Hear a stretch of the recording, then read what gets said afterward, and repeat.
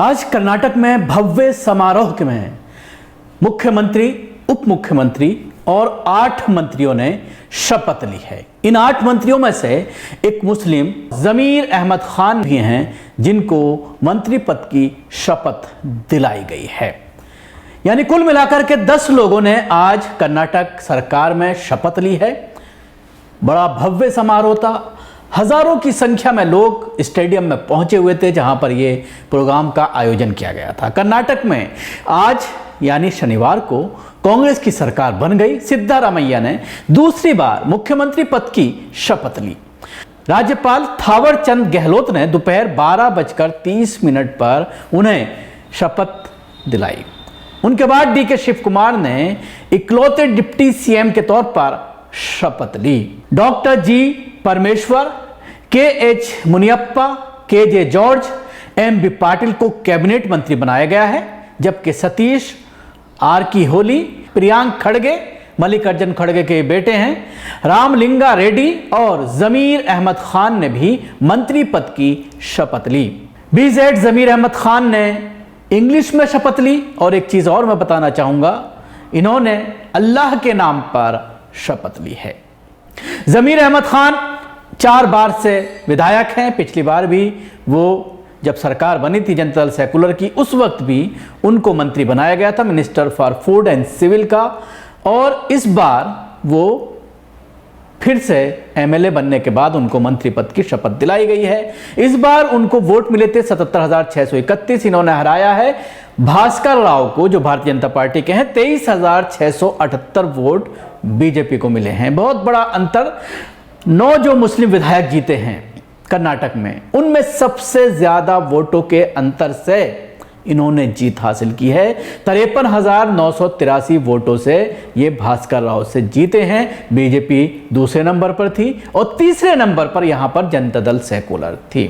पूरे जिस तरह से मुसलमानों ने मिलकर के इनका साथ दिया और बहुत बड़ी विक्ट्री इनको दिलाई है, बहुत बड़े अंतर से ये जीते हैं। पिछली बार इनको फूड एंड सिविल सप्लाईज मिला था, लेकिन इस बार जो मांग की जा रही थी मुसलमानों के जरिए, और ये दावा किया जा रहा था मुसलमानों के जरिए बार बार के 100 से ज्यादा सीटें ऐसी हैं जिनको जीत दिलाने में मुसलमानों ने अहम भूमिका निभाई है। इसलिए डिप्टी सीएम का पद किसी मुसलमान को दिया जाए, लेकिन इसको नकारते हुए सिर्फ एक पद दिया गया है। अब यह देखने वाली बात होगी कि पोर्टफोलियो क्या दिया जाता है, क्योंकि डिप्टी सीएम के साथ साथ कई अहम पोर्टफोलियो मांगे गए थे मुसलमानों के जरिए। और यह कहा जा रहा था कि होम जो है वो मुसलमानों को दिया जाए, फाइनेंस मुसलमानों को दिया जाए। ये तमाम बड़े पोर्टफोलियो मिनिस्टर्स के मांगे गए थे। लेकिन क्या पिछली बार की तरह ही इनको कोई इस तरह का ऐसा छोटा सा पोर्टफोलियो समा दिया जाएगा जिसमें ये लोगों को खाना खिलाते रहेंगे, सिविल सप्लाईज का काम या फूड का काम? ये भी देखने वाली बात होगी। 6 जून 2018 से 22 जुलाई 2019 तक ये मंत्री रहे थे पिछली बार जब तक सरकार थी। उसके अलावा इनकी कॉन्स्टिट्यूंसी का नाम है चमरजपेट कॉन्स्टिट्यूएंसी। इस बार 9 मुस्लिम एमएलए जीत कर आए हैं। 15 को टिकट दिया था कांग्रेस ने। कांग्रेस ने जब ये टिकट बंटवारा किया था उस वक्त भी मुसलमान संतुष्ट नहीं थे और मांग कर रहे थे कि ज्यादा ज्यादा टिकट दिए जाएं, लेकिन कांग्रेस ने टिकट नहीं दिए थे।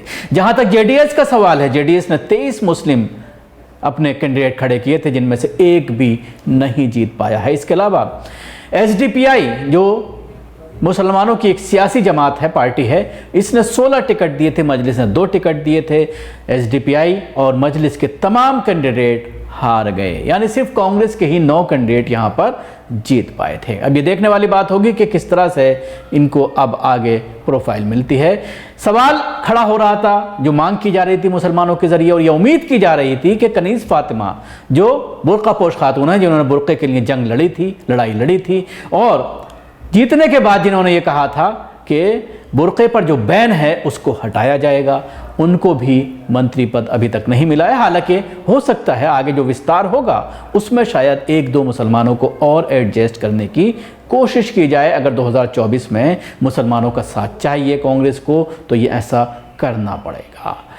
जो आज शपथ समारोह हुआ, इसमें विपक्ष ने अपनी एकता जरूर दिखाने की कोशिश की, लेकिन पिछली बार की तरह इतने लीडर्स आज वहां पर नहीं पहुंच पाए।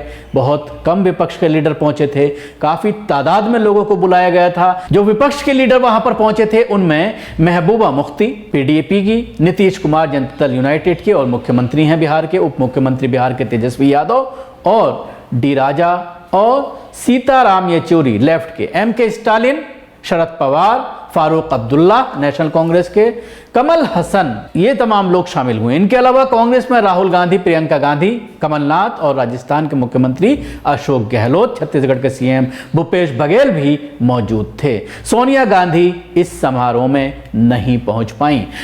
कर्नाटक कांग्रेस के शपथ समारोह के लिए जिन नेताओं को न्योता दिया था उनमें भाजपा के अलावा अरविंद केजरीवाल की आम आदमी पार्टी, ओडिशा के सीएम नवीन पटनायक की पार्टी बीजू जनता दल, तेलंगाना के सीएम के चंद्रशेखर राव की पार्टी भारत राष्ट्र समिति, आंध्र प्रदेश के मुख्यमंत्री वाईएस जगन रेड्डी की पार्टी वाईएसआर कांग्रेस, केरल के सीएम पी विजयन शामिल हैं। इन तमाम लोगों को न्योता दिया गया था, लेकिन ये काफ़ी नेता ऐसे हैं, काफ़ी लीडर ऐसे हैं जो यहाँ पर समारोह में नहीं पहुँच पाए। आपने देखा किस तरह से ये भव्य समारोह था, और इस पूरे मामले में जो है जिस तरह से अब विपक्ष भी इसको लेकर के बात कर रहा है, लेकिन इसमें जिस तरह से राहुल गांधी के जरिए यह ऐलान किया गया कि ये शपथ ग्रहण समारोह होने के बाद तुरंत 2 घंटे बाद एक कैबिनेट बैठक की जाएगी, और उसमें जो हमने 5 वादे किए हैं आम जनता से, जिनकी बुनियाद पर लोगों ने वोट किया है, उसको पहले ही कैबिनेट में पास किया जाएगा। 2 घंटे के अंदर होगी,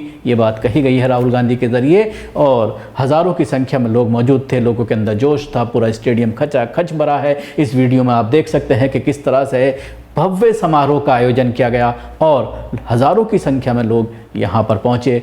इसके साथ ही इस समारोह के बाद वहाँ पर रोड शो भी किया गया, लोगों का अभिनंदन भी किया गया है। लोगों को अब ये देखने वाली बात होगी, जिस तरह से कांग्रेस ने एक और ऐलान किया है, यहां से नहीं बल्कि कल ही ये बात सामने आई है कि 9 साल जैसे ही पूरे हो जाएंगे केंद्र सरकार के, उसी दिन से पूरे देश में कांग्रेस अभियान छेड़ेगी। 2024 को लेकर के उनका कैडर और तमाम नेता सड़कों पर आ जाएंगे और लगातार 1 साल मेहनत की जाएगी ताकि नरेंद्र मोदी सरकार को खदेड़ा जा सके। शुक्रिया। आपको हमारी कोशिश कैसे लगी जरूर बताएं। हमारे यूट्यूब चैनल को सब्सक्राइब करना ना भूलें, इसके साथ ही बेल आइकन जरूर दबाएं। अगर आप ये वीडियो फेसबुक पर देख रहे हैं तो पेज को लाइक करें, उसके साथ ही फॉलो भी करें।